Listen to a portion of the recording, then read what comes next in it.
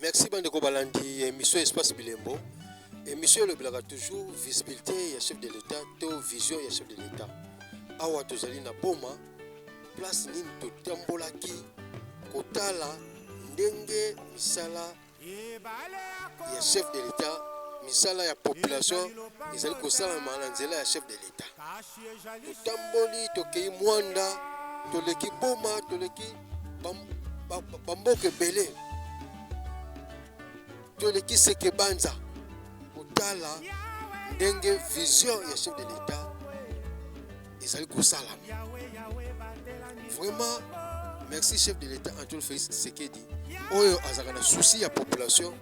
Bilemo bomoni kosala ndenge ezali kosalama. Vraiment, en tout cas, ne kitoko.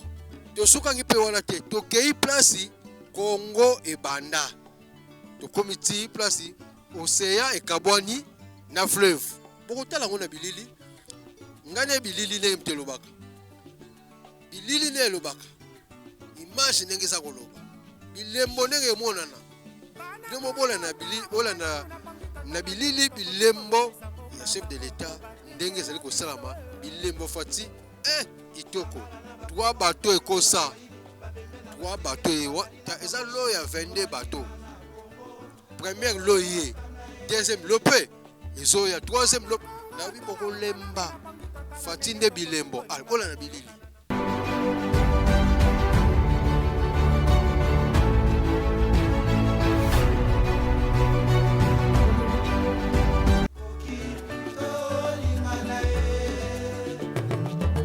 Congo mboka monene kubanda Lubumbashi pe na Pointe Noire. Etona bomengo na bato ya mayele elingi etumba te po etumba ebenganaka kimia ebomaka bondeko eteki ekolo oyinani bungomani mpe bokabwami yawe yawe benisa kongwe yawe yawe batela bana Kongo Yahweh, Yahweh, benisa Kongwe. Yahweh, Yahweh, batela ni Kongo.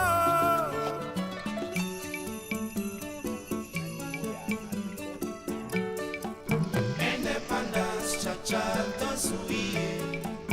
Okimponza, cha-cha, tubakini. Otableron, cha-cha, bakanyeo. Odipanda, cha-cha, tosuie. Tango etani na mokili ya Kongo, Kongo molili esili.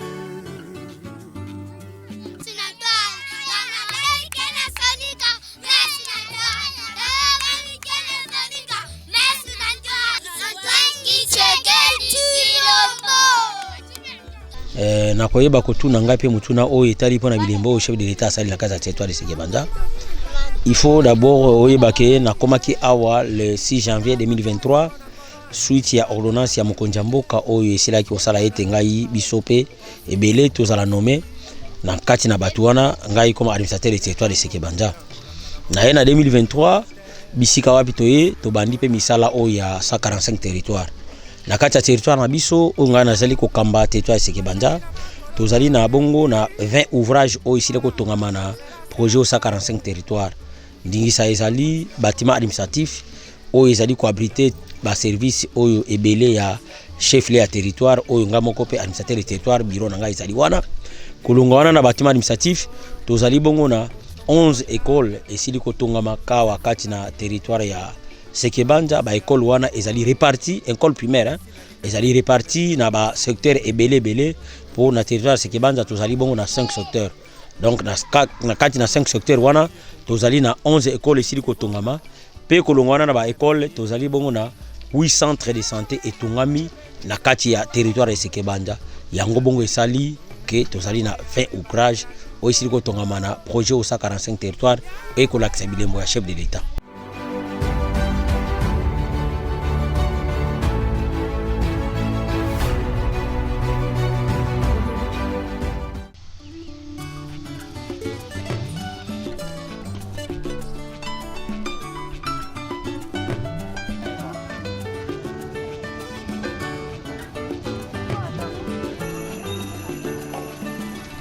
ebale ya Congo ejali lopango ta kashi ejali shenzela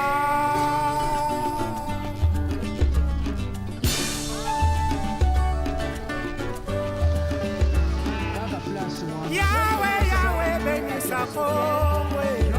Donc tozonyoka makasi tozonyoka makasi yo moko somona nzela ndenge eza donc tozokoka te donc soko oza makasi te donc okokoka nzela te nzela eza tellement mabe tozosouffrir tela na di place wana eza mabe makasi place wana tokweyaka surtout na ta ya mbula tozonyoka kutu descente okoloba te na ta ya mbula kutu donc ekomaka donc kubwa kutelema donc tozokoka te bakonji donc babobundela biso po soki boye wana donc na biloko yango tolonaka donc obana kobima te tokobana kolia ngo biso moko donc voilà un peu makambo tozana ngo na mboko ya Sekebanja donc nzela eza mabe en tout cas ba député bino moko bozomona tozovotaka bino mais musala na bino nini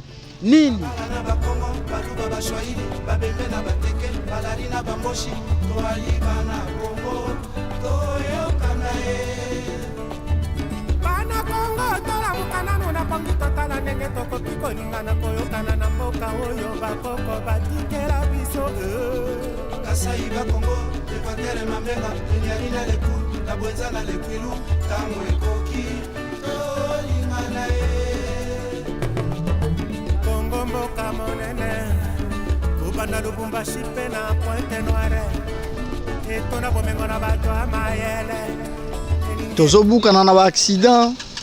Tozokweya donc une place oyo soki ezala bagene te bamemaka moto babenga bamotare mais les places oyo toyebi te ata soki moto ekoleka ta basala yango na baeffort perso bakongo na bango bapioche na bango bapau na bango place po ekoma boye euti grave donc euti mpenza mabe koleka toyebi te soki bambongo yango basalela nzela batinda soki na basecteur bambongo yango na secteur ya Sekebanja eyaka bia eyaka te toyebi te ndeni ba jeune bazosala makambo na ndenge na bango tozana bakonzi ubie bakonzi bazate tozosenga bakonzi batala nzela oyo po nzela oyo sans aventure Sekebanja ebimisa biloko ebele piment badongo basolo ba aubergine fufu nguba surtout masangu penza ntuka wana kolobela ngo te masangu nguba eza parmi ba produit oyo ebimaka na Sekebanja donc soki nzela basala ngo bien voir même ta ba izini pe ba huile ya nguba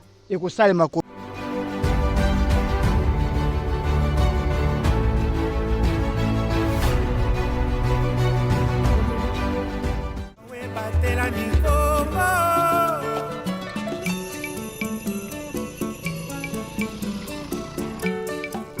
Independence, cha-cha, tosuie Okimponza, cha-cha, tubakini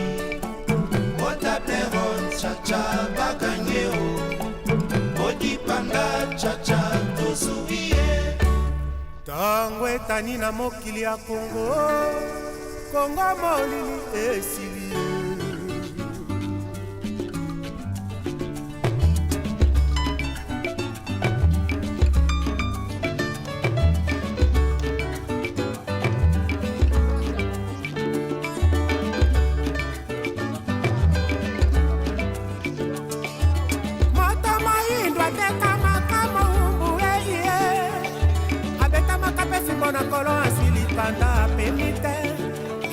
na bitumba conflit sur conflit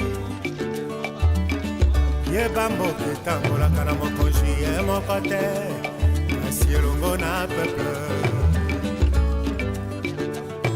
imbwa azali na makolo manehi alandaka nzela seaka ye makonzi ya Kongo makambi ya Kongo makonzi ya Kongo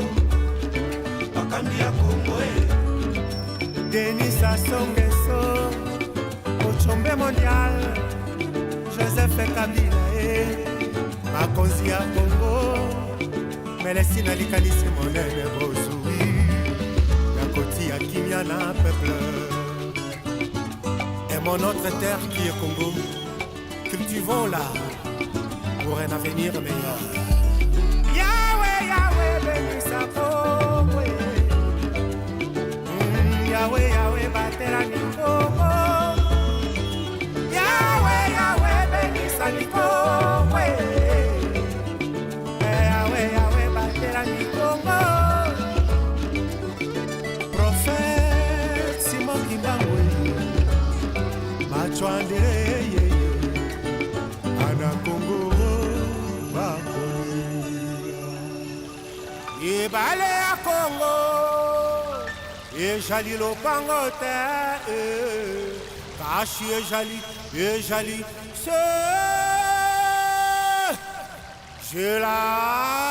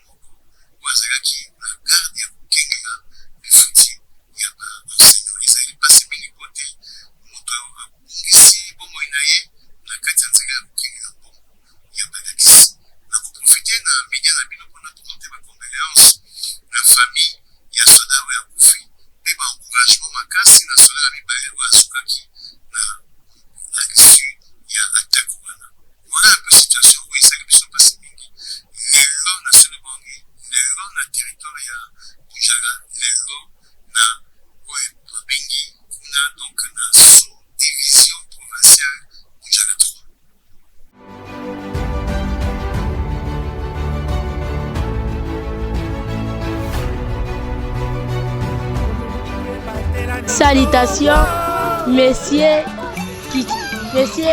Félix Antoine. Je m'appelle Isaac Chimbambenja. Je suis enchanté de vous connaître. Je suis ravi de partir dans votre capitale pour voir tout ce que vous avez réalisé. J'ai de la chance de vous avoir comme président. Je vous aime.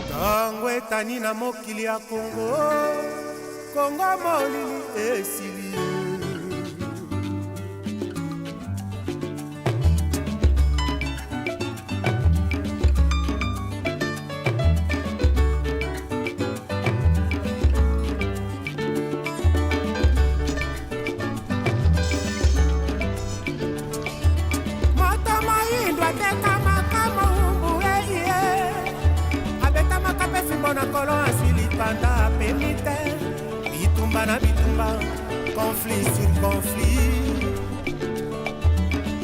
Yeba mboka etambolaka na mokonzi ye moko te, kasi elongo na peuple. Imbwa azali na makolo manehi, alandaka nzela seaka ye. Bakonzi ya Kongo, bakambi ya Kongo e. Bakonzi ya Kongo, bakambi ya Kongo e. Denis Sassou Nguesso, Ochombe mondial, Joseph Kabila e. Bakonzi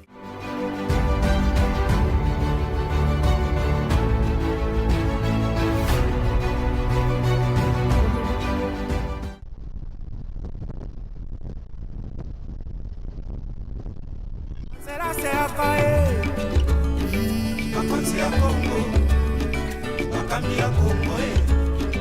Bakonzi ya Kongo, bakambi ya Kongo e. Denis Sassou Nguesso, Ochombe mondial, Joseph Kabila e. Bakonzi ya Kongo, melesina likanisi monene bozui, ya koti ya kimia na peuple. Et mon autre terre qui est Congo, cultivons-la pour un avenir meilleur. Yahweh, Yahweh, bénis sa Congo. Yahweh, Yahweh, batela ni Congo. Yahweh, Yahweh, bénis sa ni Congo. Yahweh, Yahweh, batela ni Congo. Prophète Simon Kimbangwe, Machwandere, Ana Congo, Bakoli. Ibale ya Congo, Ejali lopango te, Kashi Ejali, je la.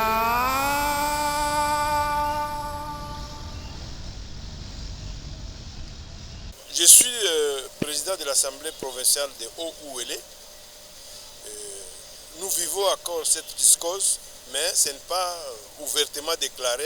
Nous sommes en train de gérer comme des beaux-pères de famille pour qu'on ne continue pas à créer des crises, parce que quand il y a crise, il y a sous-développement. C'est pour cela que nous sommes quotas pour cette organisation de l'atelier par le VPM. Ça va nous donner une innovation de nous encadrer dans nos fonctions.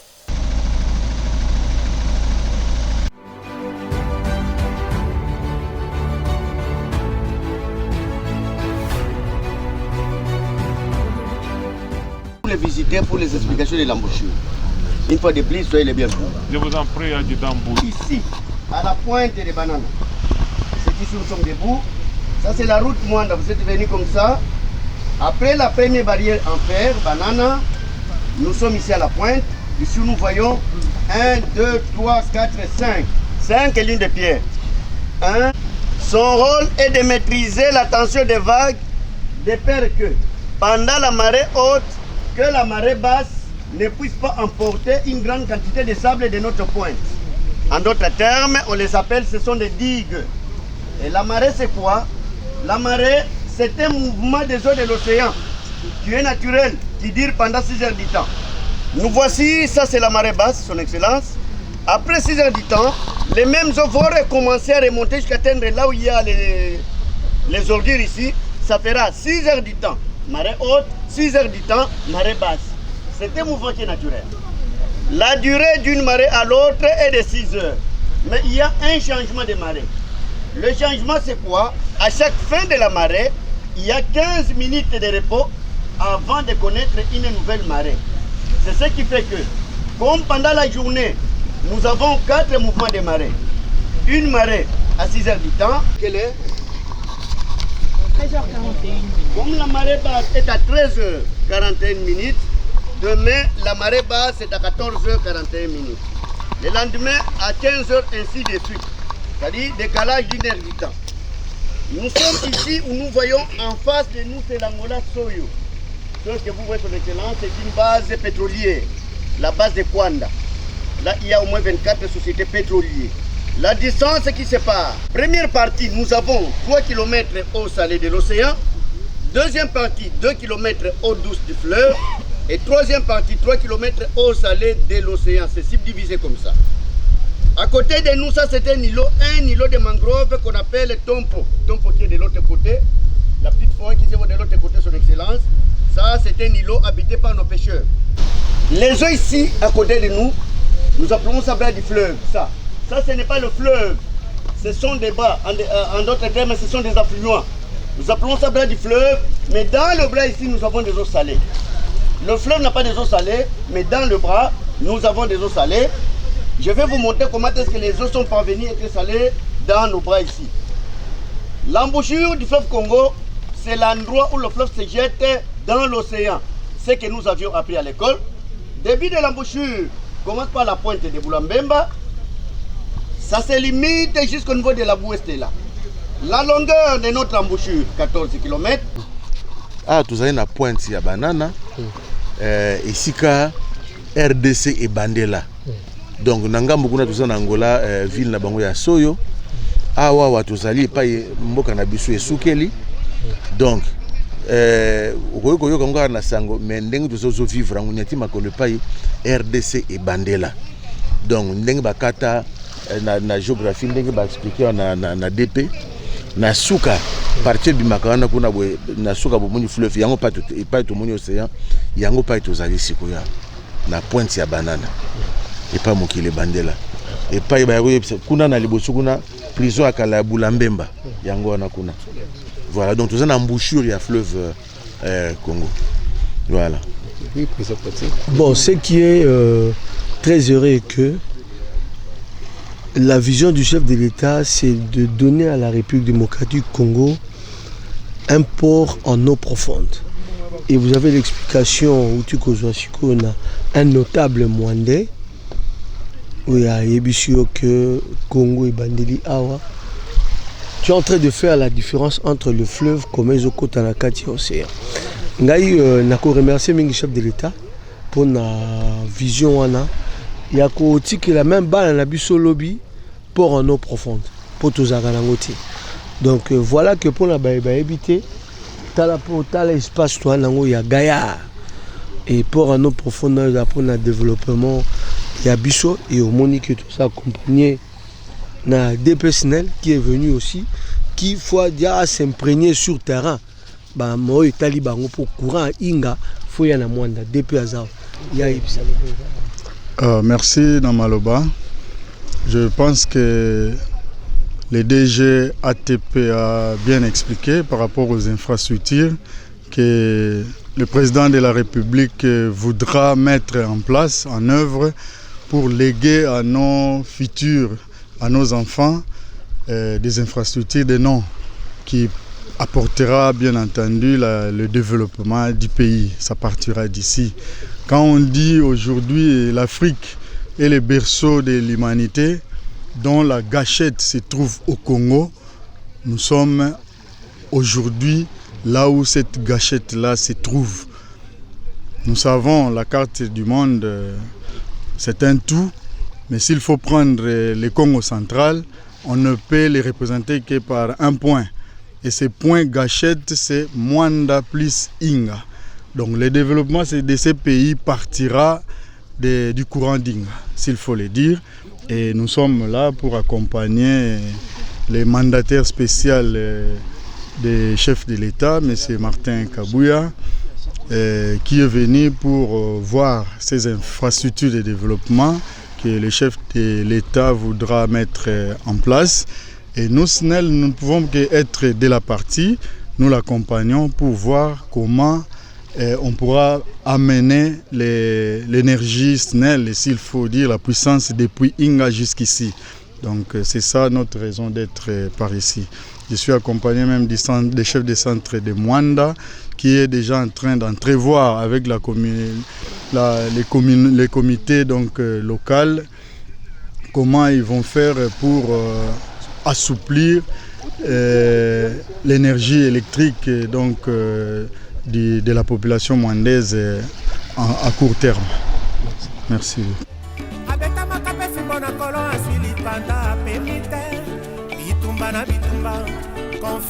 conflit yeba mboka etambolaka na mokonzi ye moko te kasi elongo na peuple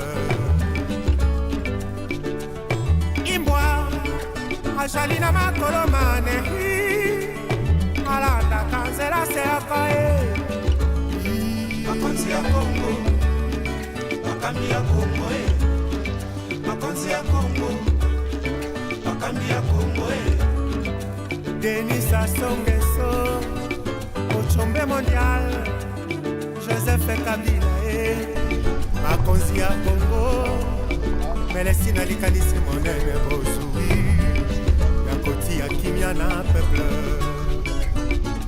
et mon autre terre qui est Congo cultivons là pour un avenir meilleur. Yahweh, Yahweh, bénisse à Congo. Yahweh, Yahweh, batela Congo. Yahweh, Yahweh, bénisse à Congo. Yahweh, Yahweh, batela Congo.